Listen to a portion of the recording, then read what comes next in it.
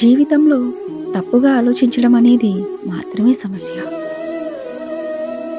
సరైన జ్ఞానం అనేది మన అన్ని సమస్యలకు అంతిమ పరిష్కారం. పురోగతికి మరియు శ్రేయస్సుకు ఏకైక మార్గం నిస్వార్థత. ప్రతి చర్య ప్రార్థన యొక్క చర్య కావచ్చు.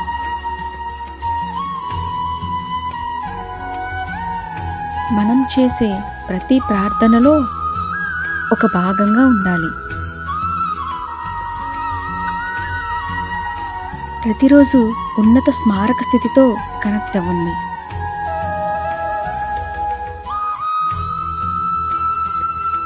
మీరు నేర్చుకున్న దాన్ని జీవితంలో అవలంబించండి.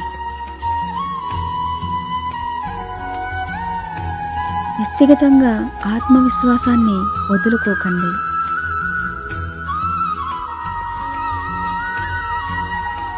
మీ దగ్గర ఉన్నదానితో తృప్తిపడండి.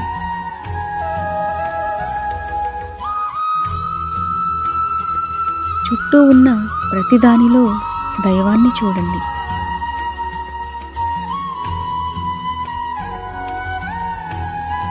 సత్యాన్ని ఉన్నదున్నట్టుగా చూడటానికి మిమ్మల్ని మీరు స్థిరపరచుకోండి. మీ మనస్సును ఉన్నత స్థాయిలో ఉంచండి.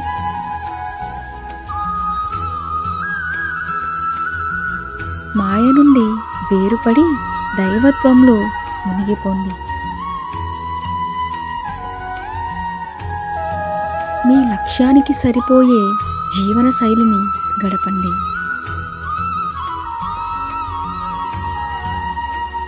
దైవత్వానికి ప్రాధాన్యత ఇవ్వండి.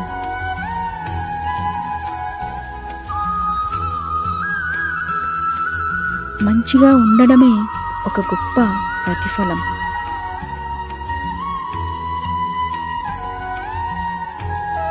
ఆహ్లాదకరమైన దానికంటే సరైన దాన్ని ఎంచుకోవడం మీ సామర్థ్యానికి సంకేతం.